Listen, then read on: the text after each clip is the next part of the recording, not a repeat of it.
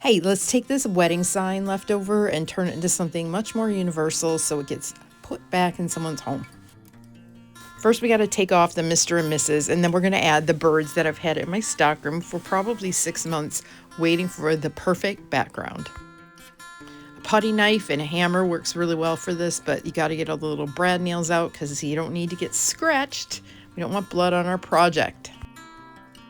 You can find the paint and products that I'm showing you today on my website, rusticrehabs.com. Let's size these little lovebirds up and make sure they both can fit on here. And now I'm painting them with a blend of DIY crinoline and white linen. Crinoline's a really creamy color and white linen is a kind of a cooler blue. And so I wanted to kind of highlight and low light, stuff like that. The clay in this paint is going to make sure it sticks to this plastic really well, and it's one of the easiest ways to do things. An acrylic paint, when I've used them in the past, they would take several coats, and really we're just doing one coat of this.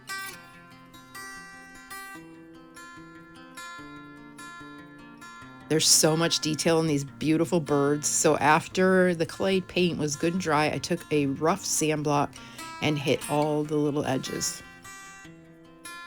Then to seal the paint, I'm grabbing my favorite DIY clear wax and I just add a good coat of that all over and then buff it off. That will seal in the paint, but then it'll also make it really pop where we distressed it, which is exactly what I was looking for.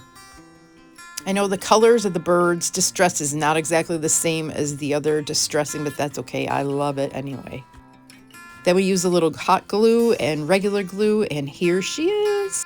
I waited for the glue to dry overnight and then I did my happy dance because it turned out so good.